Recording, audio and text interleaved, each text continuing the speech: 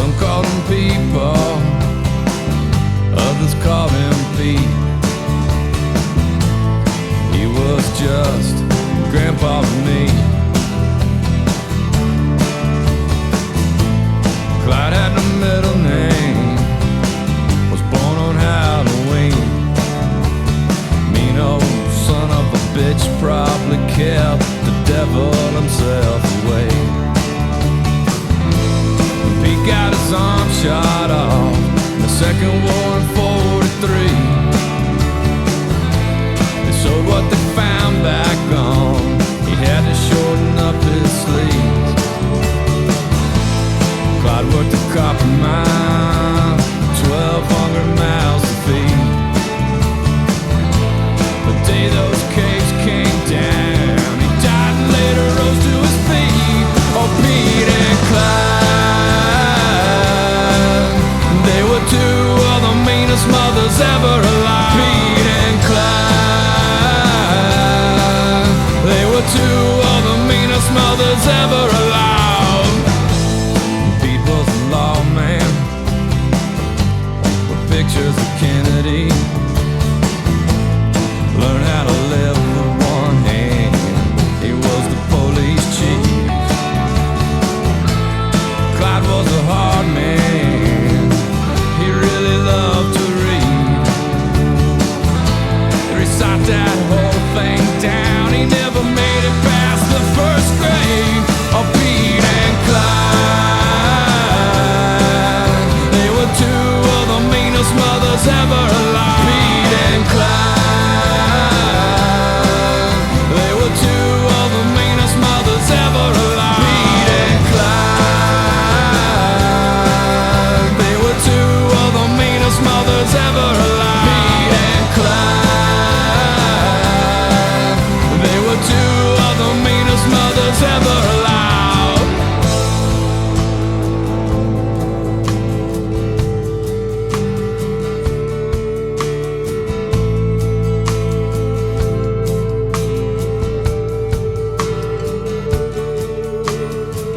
Pete and Clyde were actually my grandfather's names. Pete's was really just a nickname, and as the story goes, he was off in the war. He and the boys were sitting in the ditches one night trying to stay warm, passing around a bottle of whiskey. And Pete had to get up and go take a whiz. When he sat back down, all the boys were calling him Peter after that. Got shortened to Pete somehow. Go figure. Clyde really had no middle name. He was born on Halloween. He quit school in the first grade to help him work the farm. And he read more books than any man I'd ever seen. He'd recite the song of the Chattahoochee over the hills of Habersham, down the valleys of Haw, for any man that would let him bend his ear.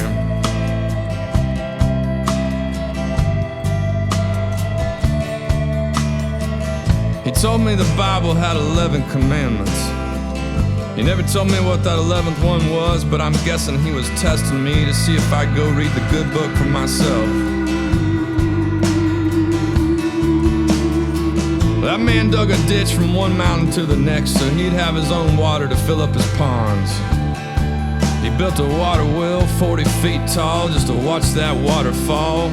He had a shed full of dynamite and a .22 rifle with perfect iron sights.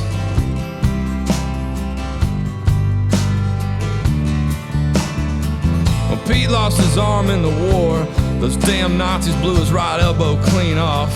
They found what they could and sewed the rest back together, and he had to shorten up his sleeves on the right side after that. He learned to hunt with a crossbow, and he could shoot a pistol left-handed better than most men could write their own names. He had a rock tumbler and a glass of milk with every meal. They were both from Murphy, North Carolina. Pete was closer to the city and Clyde was out in the sticks. Pete was the police chief and Clyde worked the mines in Copper Hill, Tennessee. He and my grandma had 12 kids, and what they didn't grow on the farm, Clyde would drive her to town about twice a week to get the rest of the groceries they needed.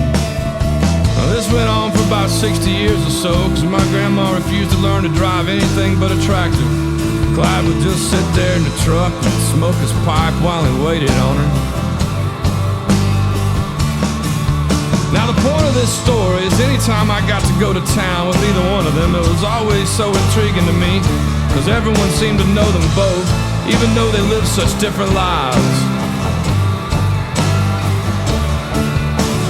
And I guess they had at least one thing in common.